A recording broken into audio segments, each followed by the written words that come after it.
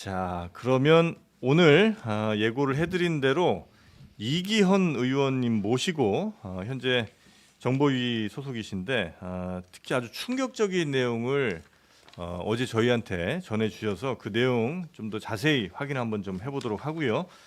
그 외 민주당의 대응들도 한번 여쭤보도록 하겠습니다. 더불어민주당 이기헌 의원님 어서 오십시오. 네, 안녕하세요. 네, 반갑습니다. 반갑습니다. 자, 그리고 신혜영 기자님 함께하겠습니다. 안녕하십니까? 네.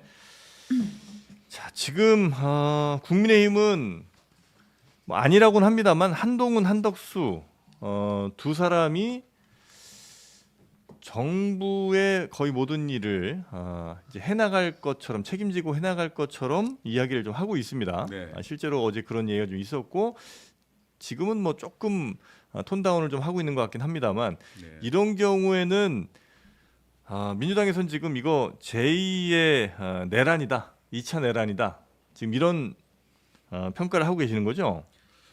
그 조선 시대 역사를 보면 네. 조선이 개국할 때 이성계의 난이 있어서 조선이 개국이 됐죠. 네, 그리고 얼마 있어서 아들인 이방원의 난이 났는데 네, 전 딱 이 꼴이라는 생각이 들어요. 윤석열을 진압하기 위해서 윤석열의 무력이 쿠데타를 저희 국회와 국민들이 진압을 했는데 네, 그리고 나서 이 권한이 없는 한동훈과 그리고 총리 임명직 총리에 불과한 네. 한덕수 총리가 둘이 연대해서 이 국정을 이끌어가겠다. 누가 국민들이 그들에게 권력을 위임해 준 적이 있습니까? 위임해 준 적이 없는데 법적 근거가 없죠? 당연히 없죠. 그리고 대통령과 총리가 있을 때는 주례 보고라는 것이 있어요. 일주일에 네. 한 번씩 총리가 대통령을 찾아와서 한 주간의 국정 운영 관련돼서 대통령의 결심을 받을 내용들을 보고하는데 마치 이자들이 한덕수 그다음에 한동훈이 일주일에 한 번씩 주례 회의를 하겠다는 만난다고 거 아닙니까? 했죠. 예. 네, 그래서 국정 운영을 마치 윤석열이 빈 권력의 진공 상태에서 네. 자기들이 스스로 대통령 아닌 대통령과 그리고 책임 총리라고 스스로 지칭하고 네. 국정을 운영하겠다는 것 정말 이것이야말로 연성 쿠데타다 저는 이렇게 생각합니다. 만약에 한다면 만약에 그렇게 안 된다고 하는데도 한다면 어떻게 막을 수 있습니까? 예를 들면 뭐 어떤 뭐 행정법원에 뭘 소를 제기할 수 있는 거예요? 뭐예요? 이번 내란죄와 관련돼서는 예. 한덕수 총리는 책임이 있는 사람입니다. 국무회의에 국무회의에 배제를 했고 주재를 했죠. 네, 그래서 한덕수 총리는 고발할 것이고요. 네, 이미 고발 조치된 것으로 알고 있습니다. 탄핵 문제가 남았는데 예. 탄핵 문제는 이제 권력의 진공, 탄핵이 이루어지고 난 다음에 국가 권력 서열상 그 권한대행이 있습니다. 대통령의 직무를 권한대행할 사람이 누가 네. 될지의 문제가 남아 있기 때문에 탄핵의 문제는 그때 정무적 판단을 통해서 좀 진행할 것이고요. 일단은 형사 고발을 먼저 해놔서 한덕수 총리가 네. 마치 이번 쿠데타의 성과를 네. 본인이 권력자로서 정리하고 차기 권력을 만들어간다 이렇게 느껴지지 않도록 저희들이 해야 된다고 생각합니다. 한덕수, 한동훈은 뭘 노리고 있다고 보세요? 어떤 분들은 이거 처음에만 이렇게 좀 해놓고 결국은 윤석열 다시 권력의 일선으로 재등장할 거다. 조금 이제 잠잠해지면 이런 얘기 하시는 분도 있고 그건 아니고 저 윤석열을 뒤로 놓고 두 사람이 이제 한번 정말 국정 운영 한번 해보려고 하는 거다. 그래서 대통령처럼 자신들이 뭘 좀 해보려고 한다는 건데 사실 두 개 다 좀 불가능한 얘기 같거든요. 그냥 둘 다 듣기로는. 불가능한데 네. 제가 보기에는 첫 번째 윤석열에 대해서는 이미 국민들은 심판한 것이죠. 네, 예, 심판했기 때문에 윤석열 정권이 다시 국정 운영에 전면에 서는 것은 저는 불가능하다. 제2의 쿠데타, 쿠데타다. 국지전을 통한 이런 것 아니면 불가능하다고 생각하고요. 네. 그 위험 요소는 저희가 지금 제거해야 됩니다. 네. 두 번째로 둘이 손을 잡고 차기 만들어질 권력의 주요한 참여자로, 주요한 권력자로 등장하고 싶어하는 욕망은 있을 것 같아요.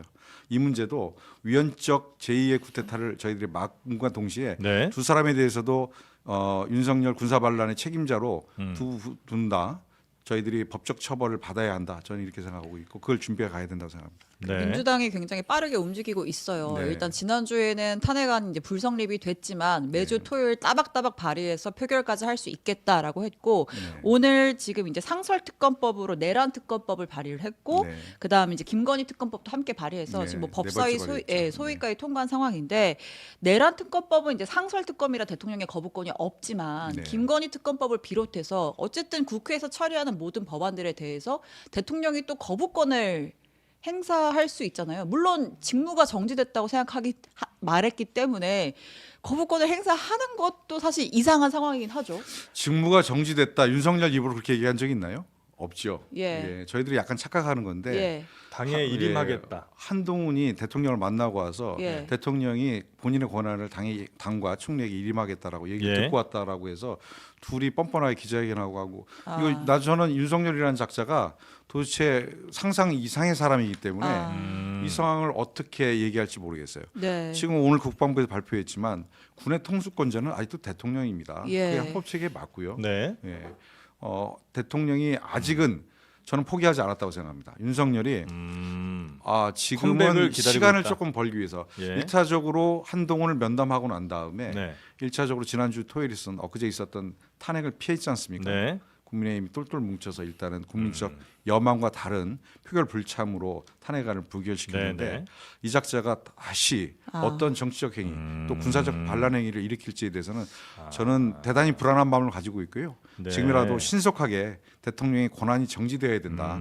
그렇지 않고는 정말 국민들에게 불행한 네. 어떤 안보적 위험 요소가 생길지 모른다 이런 생각을 그러니까 가지고 의원님 있습니다. 생각은 의원님 판단은 그 윤석열이 일단 탄핵만은 막아야 되니까 한동훈 대표 그리고 한덕수 총리에게 야 일단 탄핵만 좀 막아줘라 모든 권력 다 일단 당에 위임해줄게라고 이제 일임할게. 얘기를 하고 예.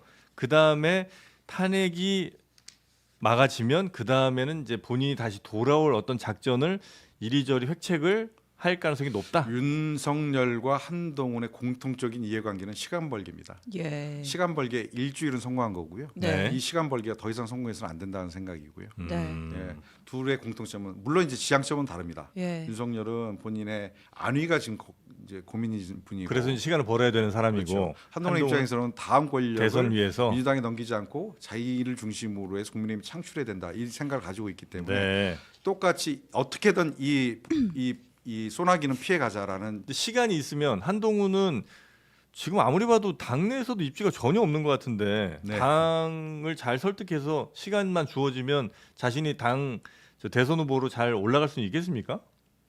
국민들은 그렇게 보지 않을 텐데 네. 본인은 그렇게 생각할 겁니다. 특히 아직은 검찰권을 한동훈 네. 본인이 가지고 있다고 생각할 거고요. 예. 아시다시피 검찰의 특수본이 꾸려졌는데 네. 박세영 고검장, 예. 뭐 한동훈의 고등학교 후배, 대학 직속 후배이고 예. 자기의 연수원 아버지와 또 두기수. 예. 또 진영구 검사라고 하는 네네네. 한동훈의 장인이 아주 절친이었기 때문에 네. 대를 이은 이 특수관계이거든요. 아마 박세연이 네. 이 특별수사본부장 임명됐다는 얘기가 윤석열 대통령으로 하여금 굉장히 큰 충격이었을 겁니다. 아. 자기가 민정수석을 김주연이라고 하는 예. 자를 이제 임명을 했는데 김주연의 보고도 없이 네. 김주연이 컨트롤하지도 못하는 상태에서 이 심우정 검찰총장이 급하게 박세연을 특별수사본부장으로 임명한 것이 윤석열에게는 굉장히 충격이지 않았을까. 아. 그것이 저는 한동훈이 면담 갔을 때 한동훈이 내밀었던 칼이었고 예. 윤석열이 긴장했고 시간을 벌기 위해서 특히 검찰의 수사가 자기 목전에 와 있다는 걸 느끼고 밀고 후퇴한 것이 아닌가. 그러니까 검찰 수사의 수장을 윤석열이 전혀 생각하지 못한 사람을 즉 한동훈 대표와 의도한 가까운 그 예. 누군가를 들이밀면서 이 정도면 도저히 윤석열이 받지 않을 수 없는 카드가 됐었다. 저는 이 검찰권이 예. 특수부 검사로 20여 년간 살아왔던 예. 검찰의 권력을 통해서 정권을 탄취했던 윤석열이 가장 두려워하는 자기 것 같았지만 결국 자기의 목에 들어와 있는 이 네. 칼을 느끼고 윤석열 대통령이 한동훈에게 일정하게 양보한 것이 아닌가 이렇게 생각하고 있습니다. 근데 뭐 저희가 뭐 이미 뭐 널리 알려진 얘기지만 김주현 민정수석과 박성재 법무부 장관을 고리로 해서 이제 검찰의 영향력을 행사하고 있었잖아요. 네. 물론 심우정 검찰총장이 장관한테 보고는 하지 않겠다고 했지만 인사권을 가진 그들의 말을 마냥 이렇게 칼같이 선을 긋고 수사를 할 수 있을까요? 저는 저희가 8번째 5년 단임 대통령을 해왔는데 아시겠지만 8번의 대통령 모두가 대부분 권력이 끝난 이후에 검찰은 정권 초창기는 사냥개였지만 정권이 끝나갈 때는 하이에나처럼 네. 권력을 물어뜯었습니다. 이번 과정에서도 보면 이 권력은 끝났다라는 게 검찰의 판단일 것 같고요. 다만 다음 만들어질 권력이 친검 정권이 들어서는 문제는 대단히 중요한 문제다. 민주당이 주장하는 네. 기소수사의 완전한 분리 그리고 검찰청을 기소청을 바꾸는 문제. 이 문제와 관련돼서 본인들이 도저히 받을 수 없기 때문에 네. 차기 권력을 만드는 과정에서 일단은 이 권력을 물어서 죽이고 다음 권력을 만드는 과정에 검찰이 공을 세워야 되겠다라는 생각을 하는 것 같고요. 네. 근데 앞으로 한 2, 30년 동안 검찰 출신 대통령 또 나올 수 있겠습니까? 막아야죠. 당연히 막아야 되는데 아니, 막는 걸 네. 떠나서 안 나올 것 나오기 힘들 것 국민들은 같은데. 용인하지 않을 텐데 예. 네. 이들이 지금 아까 한한 연대를 통해서 예. 한덕수 총리가 다 차기 권력자가 될 생각은 갖고 있지 않을 거예요. 한동훈 대표가 예. 본인을 중심으로 한 권력쟁 창출을 해야 되겠다는 뭐 생각을 노력하겠죠. 한 것이고요. 네. 그 과정에서 아직은 검찰 권한이 자기에게 있다. 이것을 보여주는 게 박세현 고검장의 임명이다. 아. 이렇게 네. 보여집니다. 저희가 이제 이기현 의원을 모신 이유가 네. 그 이제 김용현 장관이 이제 국지전을 유발하기 위해서 이제 북한의 오물풍선 원점 타격하라는 아. 그 제보 때문인데 너무 충격적이에요. 예, 이 얘기는 저희가 이제 깊이 있게 할 거예요. 네. 하나하나 여러 가지 의혹을 쪼개서 할 거고 일단 그 이제 당의 입장에서 탄핵 국면에서 네. 지금 어쨌든 매주 발의한다고 하지만 국민의힘의 표를 끌어오지 않으면 사실 어려운 상황에서 그러니까 지금 이제 민주당이 고려하고 있는 것 중에 한동훈 특검 카드가 있는 것 같더라고요. 한동훈 특검 카드는 어떤 예. 거예요? 한동훈 특검 카드는 이제 조국 혁신당에서 먼저 냈던 카드인데요. 예. 지금 뭐 특검이 여러 개가 지금 발의돼서 돌아가고 있는데 예. 한동훈 특검, 그러니까 저희 입장에서는 전술적으로 좀 판단해볼 필요가 있는 예. 카드입니다. 꼭 필요한 특검이지만 음. 지금 저희가 국회 전략상 여간의 8표의 그 국민의힘 표를 받아와야 탄핵이라는 조건이 만들어지기 때문에 네. 국민의힘의 내부에 분열 그리고 국민의힘 내부에 있는 양심적 의원들의 탄핵 참여들을 만들어가는 과정에서 전술적으로 좀 판단해야 될 아직은 지금 저희가 한다 안 한다를 바로 결정할 수 있는 문제 아니다 이렇게 말씀 좀 드립니다. 네. 제 개인적인 판단입니다. 예. 이건 만약에 하게 되면 국민의힘 의원들 중에 이탈표가 당연히 있을 테니 네. 그러면 근데 이것도 굉장히 셈법이 복잡해지는 게 셈법이 좀 만약에 복잡합니다. 그렇죠. 예, 한동훈이 특검돼서 만약에 물러나거나 하여튼 그런 상황이 되게 되면 또 지금 네. 현재 윤석열을 지킬 사람도 없어지는 거 아니에요? 예, 근데 한동훈 이제 특검 표결은 저희들 탄핵 표결은 일주일 단위로 진행이 되잖아요. 예. 특검은 의결된다 하더라도 한참 지날 문제이기 때문에 이게 한동훈 친한계 의원들에 대해서 굉장히 어떻게 보면 탄핵에 참여하기 어려운 조건을 만들어낸 또 측면이 또 있어요. 네. 여러 가지 복잡한 세법이 있어서 네. 지금 저희가 어느 시기에 한다라고 얘기하기 좀 어려울 것 같습니다. 그럼 또 한 가지. 만약에 이제 탄핵안 표결을 재차해서 통과가 되면 이제 헌재로 넘어가잖아요. 네. 근데 지금 헌재가 6인으로 구성되어 있어서 대통령 특검, 대통령 탄핵, 탄핵하면 예, 대통령 탄핵이 헌재로 넘어갔을 때 음. 6명에서 심리할 수 있지만 결정까지 내릴 수 있을 것이냐 뭐 네. 해석이 좀 있어요. 네. 그래서 이제 민주당에서 추천할 수 있는 2명의 몫을 빨리 임명해야 된다라고 하는데 절차적으로 대통령이 사실 임명을 해줘야 되는 거잖아요. 권한대행이 하겠죠. 아. 그렇게 되면. 지금 이제- 권한대행이라고 없잖아요. 그러니까 이제 탄핵이 되면 탄핵이 되면 권한대행이 그러니까 이제 헌재에 간다는 건 탄핵이 된다는 전제잖아요. 아, 네. 그래서 예. 탄핵이 끝나고 헌재로 넘어갔을 경우에 그러면 행정부의 수반은 대통령 권한대행이 되는데 그게 네. 총리가 국무총리가? 될지 예. 부총리가 될지 이 문제는 좀 남아 있는 문제잖아요. 네. 네. 만약에 한덕수 총리가 권한대행이 된다는 전제하에서 네. 헌재 후보에 대해서 임명 제청권을 행사하지 않으면 6명 남아 있는 상태로 계속 가게 됩니다. 이 문제도 굉장히 좀 어려운 문제고요. 권한대행이 그거 할 수는 있어요? 임명을? 임명할 수 있죠. 그 아, 박근혜 대통령 탄핵할 때는 권한대행의 임명권이 없다라고 해서 결과적으로 이제 8인으로 이제 헌법재판소가 의결을 했거든요. 네. 예. 지금 이제 6인밖에 안 되기 때문에 예. 이 네. 문제는 좀 쟁점의 여지가 있는 것 같고요. 네. 저는 이런 기술적이고 실무적인 문제보다는 헌재를 압박할 수 있는 카드는 국민의 여론이라고 생각합니다. 예. 박근혜 탄핵 때도 마찬가지였고요. 네. 국민들께서 정말로 이 정권 윤석열은 대통령으로서의 해서는 안 될 일인 내란을 범한 자다. 네. 이래서 이 자를 더 이상 대통령 인정할 수 없다라는 국민적 여론을 받는다고 하면 헌재 인원 구성과 관계없이 저는 헌재 현명한 판단이 있을 것이다 이렇게 생각합니다. 네. 네. 국민도 참 우리 국민들한테 너무 많이 바라시는 거 아니에요? 정치권이 국민들 너무 피곤하게 해. 죄송하죠. 네. 이 과정까지 온 것에 대해서는 네. 정치권 전반이 정말로 큰 아. 죄를 졌다. 이렇게 이거 생각합니다. 한덕수 만약에 저 권한대행 있으면 한덕수 권한대행은 인정하실 거예요? 민주당이? 인정하냐 안 하냐의 문제가 아니고요. 예. 대한민국의 헌정 질서가 중단될 수 없는 것이기 때문에 예. 행정부의 수반은 필요합니다. 그것이 네. 이제 헌법 기준에 따라서 그러니까 대통령 법적으로 그런 이제 권력설이라는 권한이 게 가는 있고요. 것이죠. 네. 입법, 사법, 행정부 모든 기구가 다 가지고 있습니다. 네. 그러니까 최고 권력 그러니까 예를 들어서 책임자 뭐 버리시에. 경제부총리나 뭐 사회부총리 있을 거 아니에요. 네. 그렇게 내려가면 모르겠는데 지금 한덕수 총리 같은 경우는 민주당에서도 지금 한덕수 총리에 대해서는 굉장히 거부감이 있잖아요. 왜냐하면 거부감이 국무회의 주재도 했고 내란 방조 혐의, 있죠. 내란 예. 공범 내지는 예. 방조 공범 내지 방조잖아요. 근데 그런 사람한테 어떻게 민주당 판단하실 때 그런 사람한테 어떻게 국정을 최고 책임자로서 맡길 수가 있습니까? 저희가 맡기는 건 아니고요. 네. 헌법상의 기준이어서 그런 것이고요. 윤석열을 탄핵하면 네. 대통령의 권한이 정지가 되면 행정부가 그렇다고 해서 스톱하에서 몇 달을 버틸 수 있는 것이 아니기 때문에 네. 행정적 책임자가 있는 것이고 그것은 권력 서열에 따라서 기준에 따라서 내려가는 겁니다. 총리, 그다음에 경제부총 부총리, 네. 경제부총리, 교육부총리 밑에 장관들이 쭉 있게 네, 돼 네, 있죠. 네. 예. 자, 하여튼 뭐 예. 그 권한대행이 어쨌든 임명할 수도 있고 하여튼 중요한 것은 국민들의 강력한 의견, 강력한 열망 같은 그렇습니다. 것들이 있다면 충분히 이 헌법재판소도 그 국민의 뜻에 따르는 결정을 내릴 것이다라는 그 판단이신 과정에서 거죠? 지금으로 보면 네. 검찰, 경찰 아니면 공수처 등 수사기관에서 윤석열을 내란죄로 구속시킬 가능성이 상당히 높다고 생각합니다. 지금 네. 뭐 피의자로 예. 워낙 진죄가 큰 중죄이고 모든 법조계에서 내란죄의 성립 요건이 완벽하다. 그 내란죄의 수개에 해당되는 게 대통령이고 네. 직접 본인이 지휘했고 본인이 직접 심지어 국정원의 제1차장에게 자기 후배인 여인영 사령관이 방첩사와 협의해서 정치인들을 잡아들여라 네. 라고 하는 불법적 지시를 했기 때문에 이것은 네. 뭐 빼도 박도 못하는 내란죄에 해당됩니다. 네. 저는 만약에 국회에서 탄핵만 의결되고 나면 각 수사기관들이 윤석열 대통령을 바로 즉각 구속하리라고 저는 믿습니다. 탄핵 전에는 구속 안 돼요? 뭐 할 수 있죠. 예. 할 수는 있는데 네. 대한민국에서 대통령 중심제인 국가에서 수사기관들이 대통령에 대해서 구속 수사를 하는 것에 대해서 네.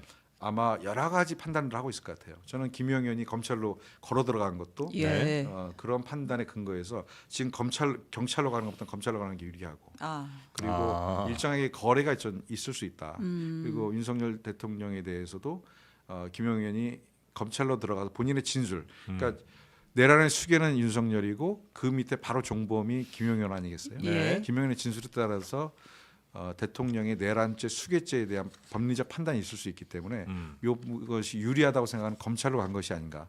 저는 이번에 검찰은 이 수사에 손을 떼야 된다고 생각합니다. 검찰은 손 떼야 된다. 네, 네. 사실은 저희가 검찰이 직접 수사 범죄 있지 않아요. 예. 네. 저희가 아시다시피 2개의 범죄밖에 없는데 내란죄는 해당되지 않고 등이라는 표현 하나 가지고 예. 한동훈이 법무부 장관일 때 대통령 시행령을 고쳐서 모든 범죄를 대부분 다 이 등으로 걸고 그다음에 직권남용이라는 걸 하나 걸어서 이번에 내란죄와 직권남용을 네. 걸거든요. 내란 및 직권남용을 수사하면서 내란죄도 자기들이 수사하겠다는 것인데 굉장히 어거지 수사이고 그리고 검찰 정권의 수괴였던 대장이었던 윤석열을 수사하는 과정에서 네. 검찰이 자기들이 다시 예. 하이에나처럼 자기들이 받들어 모으셨던 자기 상관을 투덜물게 하는 것에 대해서는 저는 반대합니다. 지금 검찰도 수사를 하고 있고 경찰도 수사하고 압수수색하고 하고 있고 그다음에 공수처는 이게 중첩되면 우리가 맡아서 하겠다. 지금 뭐 사실 약간 주도권 경쟁처럼 주도권 비춰지는 경쟁이에요. 예, 상황인데 그럼 어떻게 수사를 해야 되나요? 개인적인 생각입니다만 공수처는 굉장히 작은 조직입니다. 예. 검사의 수도 작고 이런 큰 사건을 수사하기는 어려운데 다만 공수처가 수사하는 것이 수사 체계상 보면 맞긴 하지만 너무 거대한 사건이기 때문에 저는 이 문제 관련돼서는 경찰 국수본과 이 군내 쿠데타가 일어난 것이기 때문에 군내의 검찰단을 네. 공수처가 지휘해서 예. 합동으로 수사를 하는 게 맞겠다. 검찰은 빠져야 된다. 네. 검찰은 윤석열, 한동훈이 직접 개입되어 있는 사건이기 때문에 여기서부터 자유로울 수 없습니다. 예. 본인들이 그들의 지휘 아래서 수십 년 있었던 사람들 아닙니까? 그러니까 대상자가 군 인사들이기 때문에 군 검찰까지 뺄 수는 없지만 군 검찰은 들어오는 게 들어와서, 합당하다고 생각하고요. 예. 국내에서 있던 사건이기 때문에. 네. 근데 이제 김용현 뭐 장관이나 이런 사람들의 증언에 따라서 좀 달라질 수는 있다고 하시는데 물론 뭐 죄질이랄까 혹은 뭐 그 디테일한 부분은 조금 뭐 달라질 수도 있겠습니다만 이건 너무나 명확하게 전 국민이 보는 TV 앞에서 비상계엄 선포한 사람이고 네. 이게 뭐 위헌이라는 건 사실 크게 이렇게 논란의 여지도 없잖아요.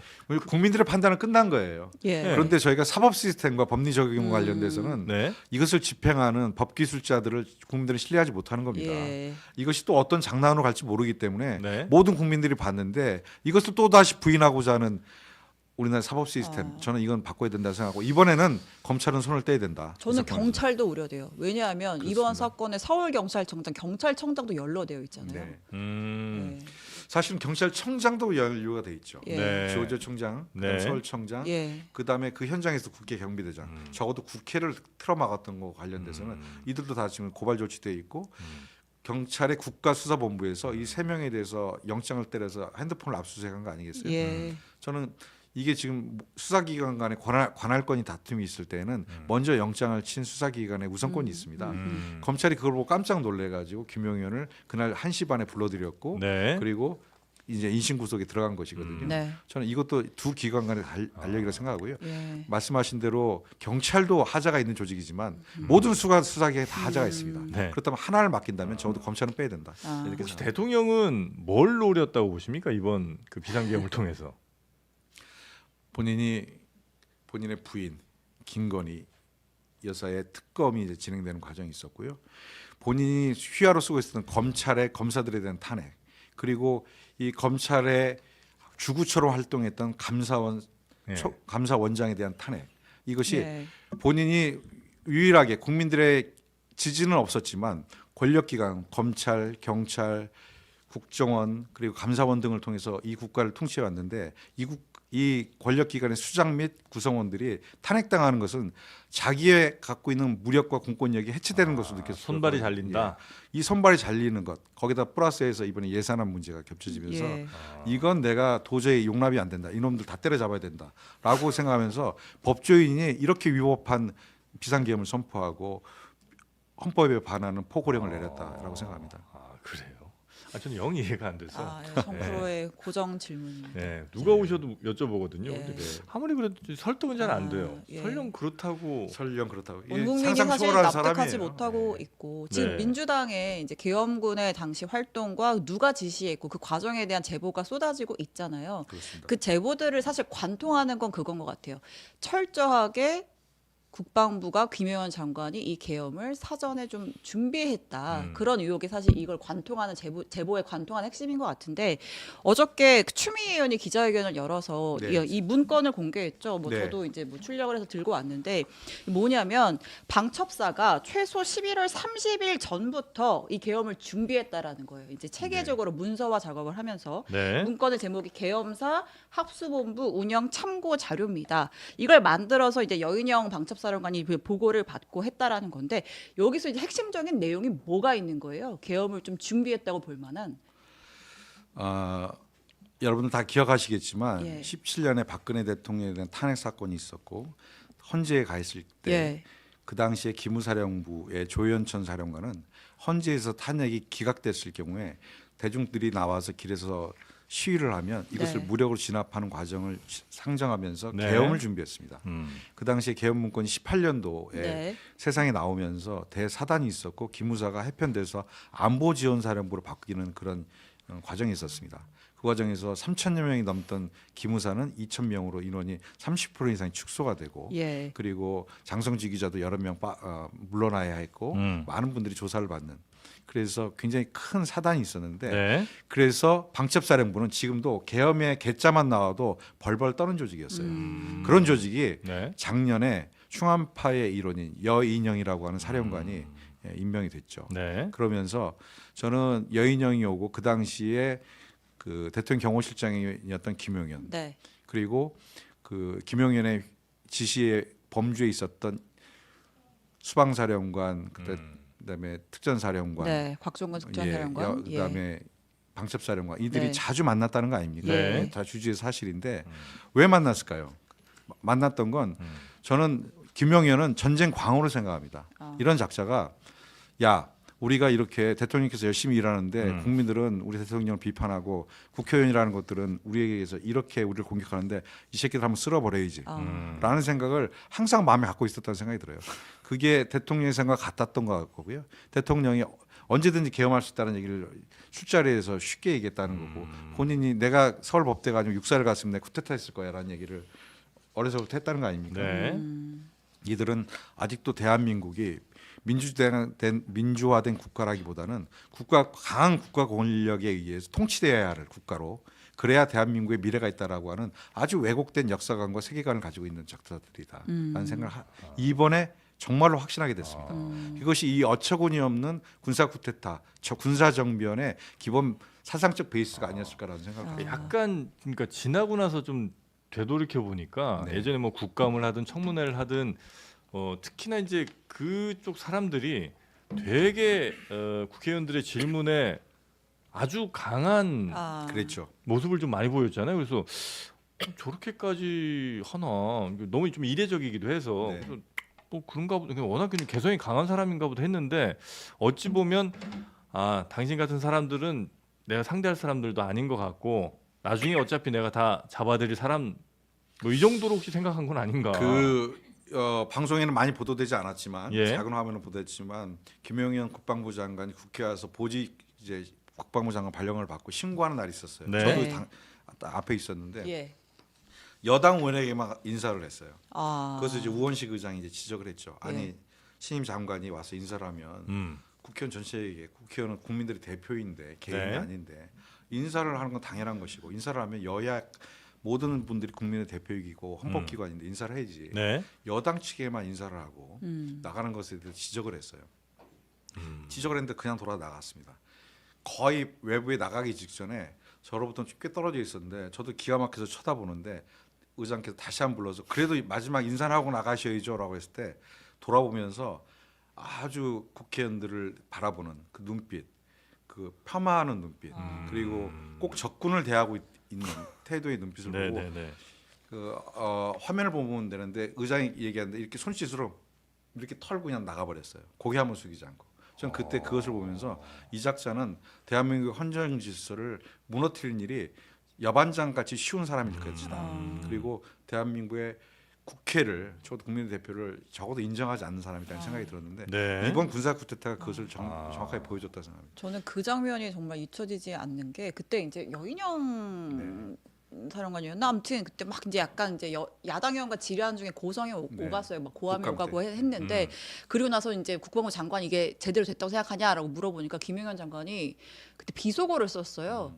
군인이라고 해서 할 말 못한다면 뭐라고 생각합니다. 네네네. 예, 저희가 전해드렸었죠 그때. 예. 네. 네. 자, 그 이 합수부 운영 참고 자료 있잖아요. 네, 이 네. 계엄을 좀 예비했다라는 이 의혹을 받는 이 문건. 네. 이제 국방부에서 뭐라고 설명을 하냐면 이거는 이번에 계엄을 염두하고 만든 게 아니라 통상적으로 뭐 큰 훈련이 있거나 하면 연례적으로 업데이트하는 군 내부의 일반적인 문건이다 이렇게 주장을 하더라고요. 저는 16년에도 그러지 않았어요? 근데 내용을 보면 네. 이런 내용이 있어요. 뭐 헌법, 계엄법 당연히 뭐 국회에서 과반 찬성을 해제 요구하면 해제해야 된다 이런 게 있는데 쟁점 사항 국회가 계엄을 해제를 요구할 때 대통령의 거부 권한은 이걸 따져 물어요. 그러니까 150명이 예를 들어서 해제 통과시켰는데 네. 대통령이 그 150명의 의견을 거부할 권한이 있냐? 해제하여야 한다라고 헌법에 이미 명시가 되어 있는데도 불구하고 쟁점 사항으로 그때도 대통령이 거부할 권한이 없는가를 묻고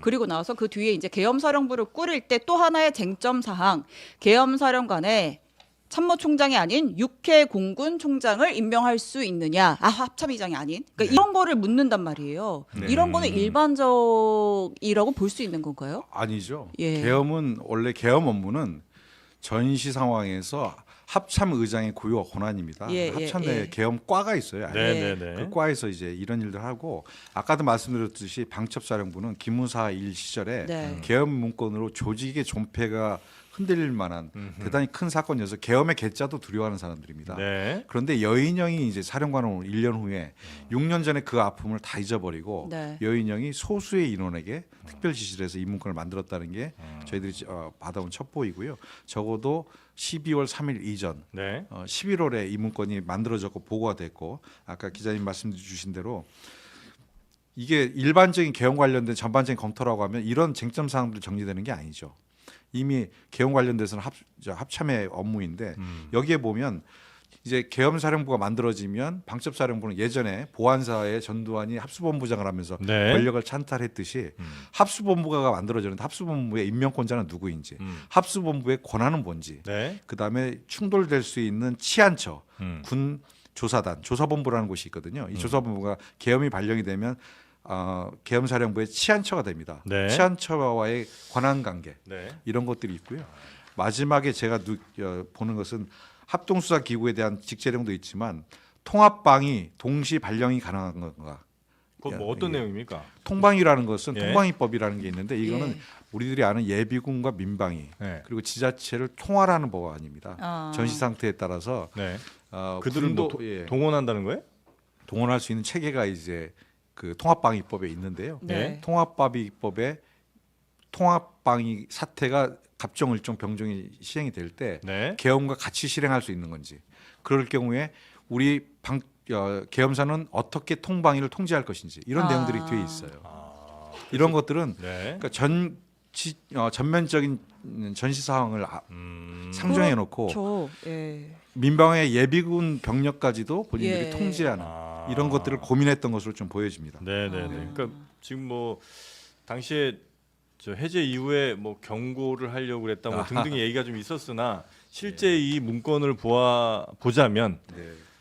꽤나 치밀하게 준비를 하고 혹은 예. 틀어졌을 때 어떻게 할 것까지도 한번 생각을 해봤고 심지어 전국 예비군 숫자는 뭐 어마어마할 테니까 어마어마하죠. 네, 예. 그들을 혹시 동원할 수 있는지 등등도 네. 검토를 그들과 했다. 계엄사령부와의 관계 어떻게 네. 할 어떻게 건지. 통제할 수 있는지 아. 거기도 통방위법에 보면 정보 수단을 정보본부를 둘 수 있게 돼 있거든요. 이것을 같은 정보기구로 치고 예비군이나 이 민방위의 이런 체계를 어떻게 계엄사의 정보 통제 범위로 가지고 네. 들어올지 이런 것들을 좀 검토한 것 같아요. 야. 정확하진 않지만 지금 우리 의원님 판단하실 때는 대략 언제쯤부터 이 비상계엄을 획책을 한 것으로 지금 추정하고 계십니까? 박범계 의원께서 엊그제 이제 밝히신 내용인데 네. 10월 11일 그 평양 상공에 무인기가 떴었던 거 맞습니다. 다 기억할 네. 겁니다. 그 당시에 국방부는 공식으로 확인할 수 없다라고 얘기했고 그리고 언론에서는 이게 우리 군이 보낸 거냐 아니면 민간이 보낸 거냐 아니면 네. 북한의 자작극이냐 예. 여러 가지 논란이 있었는데 저는 용산에도 작년에 무인기 왔었기 때문에 군사작전 첩보작전 아니면 정보작전상 저는 보낼 수 있다고 생각합니다. 네. 다만 그것을 보낸 의도가 국지전을 유발하려고 했든지 북한은 과도하게 그 당시에는 그 전후에서 북한에서 아마 평양에서 인민대회가 있었던 시절이었어요. 그 타이밍이었는데 그 평양 상공이 뚫린 것은 뭐 그들도 굉장히 놀랐을 것이고 그중에 한 대가 떨어졌고 네. 항적 기록이 그 안에 있는 로그 기록이 나와서 네. 결국 북한이 그 로그 기록 항적 기록을 다 공개를 했었거든요. 그때 저희 군은 이제 뭐 공식 대응을 안 했는데 예. 네. 이것과 포함해서 김영 의원이 11월 28일 날 북한에 네. 풍선이 떴을 때 합참에 네. 내려가서 합참의장과 합참작전본부장에게 경고사격 기후에 원점 타격을 해라 네. 라고 지시했고 합참에서는 그것이 기존의 오물풍선에 일반적인 대한 대응은 대응과는 아니다. 다르기 때문에 네. 북한이 오판할 수 있는 빌미를 제공하거나 네. 국지전으로 발전할 수 있기 때문에 그건 아니다라고 얘기했을 때 굉장히 크게 질책했고 예. 그 자리에서 제가 들은 제보에 의하면 네. 저 개념 없는 놈이네. 개념 없는 놈이네. 이 합참의장이 한 얘기입니다. 그리고- 그건 이제 믿을 만한 제보를 통해서 뭐 저도 그 제보를 좀 받았어요. 네. 그러니까 김용현 장관이 합참의장한테 개념 없는 놈이네라고 했다라는 거죠. 예, 회의가 끝나고 나가면서 그랬을 것 같은데 개념 없는 놈이네, 쟤빼 뭐 이런 얘기를 했다는 거예요. 아. 그런 제보를 저도 좀 받았습니다. 근데 네. 그 그러면 대략 한 10월 정도부터 준비가 된 것 같고. 네, 저는 준비는 그 이전서부터 됐다고 생각하고요. 네. 이 문건도 저희가 11월 30일 최악 그 이전에 만들어졌다고 하는데 그 이전이라고 하면 네. 저는 이게 10월일 수도 있고 9월일 수도 있고 이 문건에 이게 그 문건의 전체는 아닙니다. 네. 제가 보기에는 아마 추미애 의원께서 받으신 내용을 다 치신 것 같은데 예, 예. 이 문건의 작성 일자가 군 내부의 문건은 모든 작성 일자가 있는 작성 일자가 없습니다. 작성 일자가 없어요? 지금 이 문건에는 없죠. 아. 표시가 안 돼 있는데 네. 본 문건은 분명히 있을 겁니다. 그렇겠죠. 예. 이제 저희가 수사에 들어갈 텐데 네. 오늘 보니까 그 방첩사령부에 대해서 압수수색이 들어갔다고 하는데 네. 저는 방첩사령부에 애국심을 가지고 있고 그리고 균형감을 가지고 있고 합리적인으로 대한민국의 안보를 지켜야 되겠다는 군인들을 믿습니다. 네. 그들에 의해서 이런 자료들은 다 남아 있을 거라고 생각합니다. 아. 어떤 형태든. 그래서 이 자료가 수사를 통해서 나오게 되면 이 자료를 작성을 지시하고 예. 그리고 이 자료를 가지고 실제 군사계엄에 활용했던 그런 정치 군인들에 대해서는 분명한 단죄가 있어야 된다 이렇게 생각합니다. 저는 이 제보 내용도 상당히 충격적인 건데 이제 방첩사에서 이제 네. 당일에 계엄 당일에 뭐 국회든 뭐 선관위든 가라 이제 출동 명령이 떨어지니까 음흠. 현장에 있던 병력들이 이거는 아닌 것 같습니다라고 일부 이제 거부를 한 사람들이 당연히 있었겠죠. 있었어요. 근데 방첩사 수뇌부가 그 명령을 거부하는 부하들에게 욕설을 하고 폭행을 해요. 폭행을 하고 강제로 이렇게 차에 태우고 이러한 행위를 했다고요? 네. 예. 뭐 오늘 밝혀진 뭐 제가 뭐 실명을 좀 거론했는데 예. 그 방첩사에는 장성들이 있습니다. 네. 사령관이 3스타고 참모장이 2스타고 그 밑에 각 1처장, 2처장 네. 뭐 이렇게 해서 원스타들이 제가 제기로 5명 정도 있습니다. 예.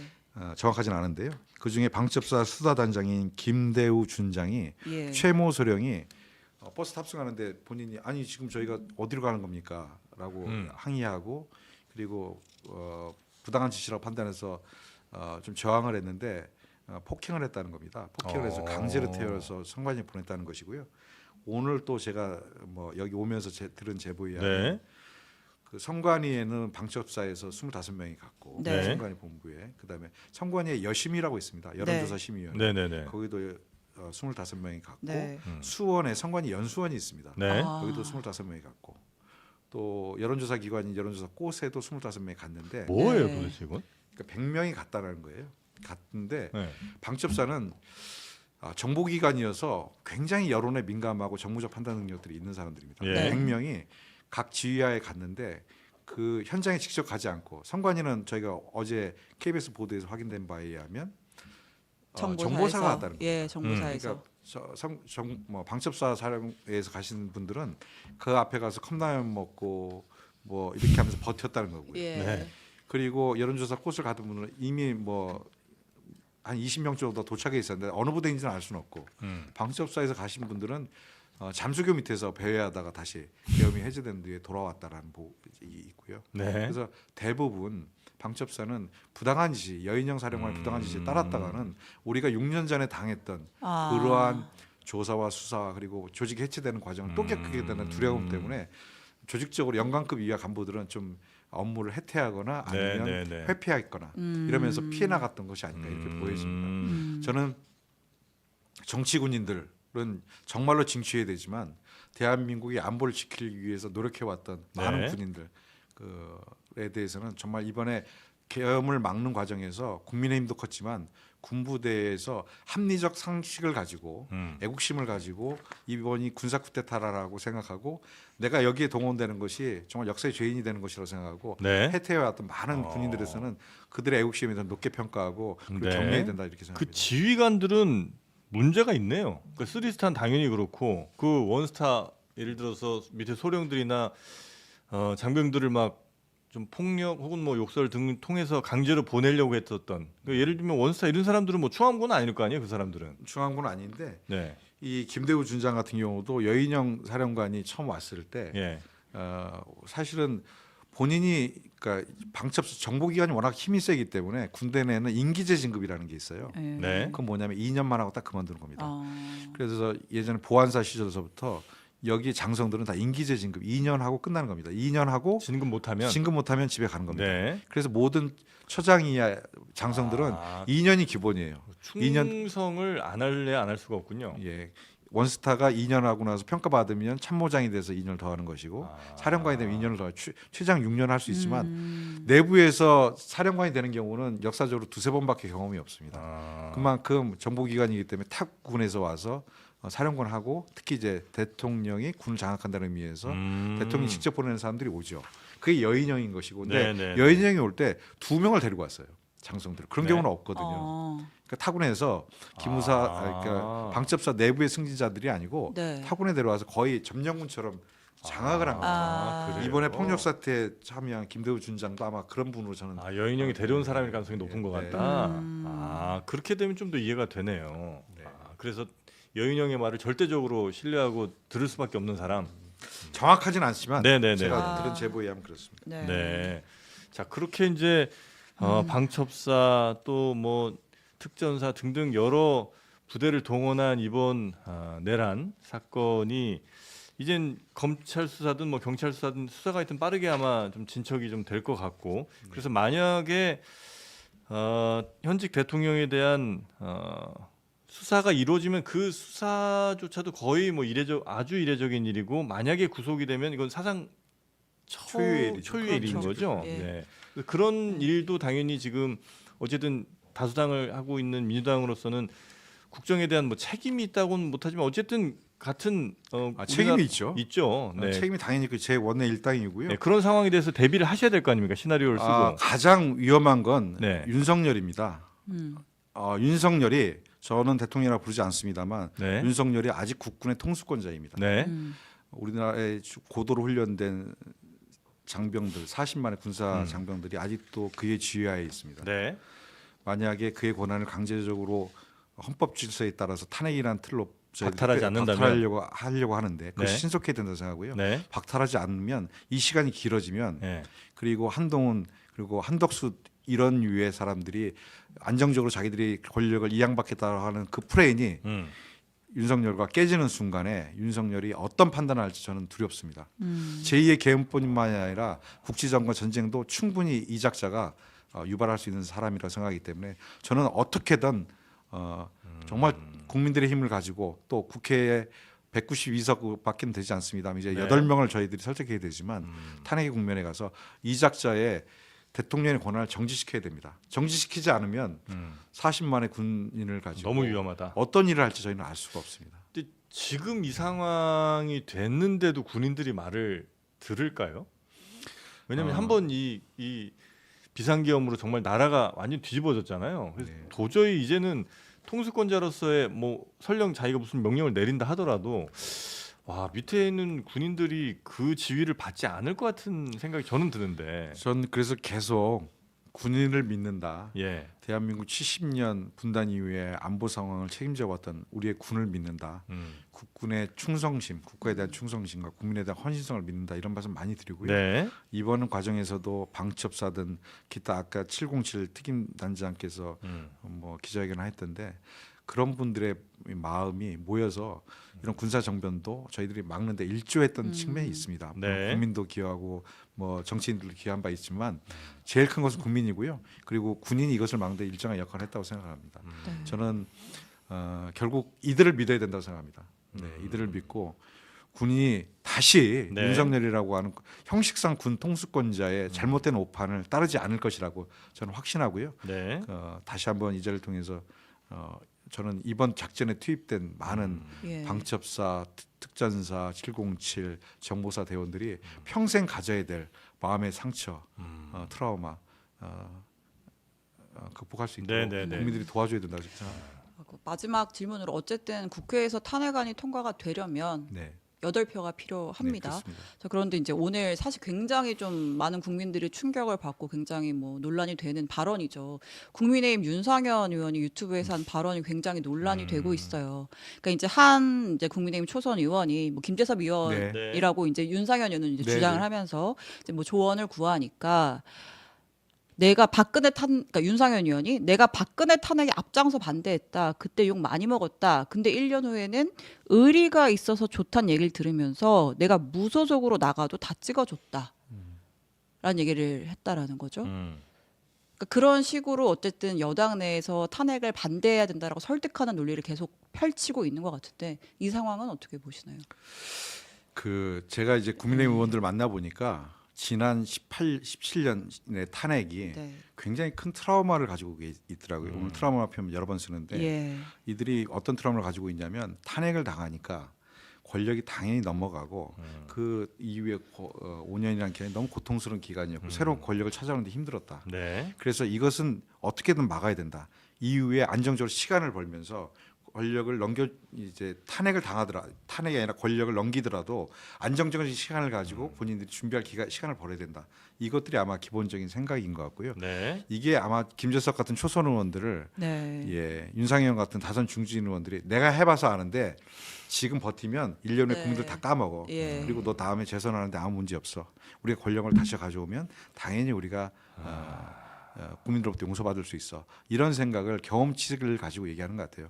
저는 국민들께서 이번 탄핵 국면에서 정말로 잘못된 권력을 징취해야 되지만 이런 잘못된 권력을 만들고 야합했던 정치인들 그리고 그 정당에 대해서는 다시 한번 표를 주지 않는 현명한 선택을 해주셔야 된다. 그래서 다시 그들이 국회에 들어와서 저렇게 어처구니 없는 얘기를 하지 못하도록 해야 한다. 저는 그렇게 생각합니다. 네.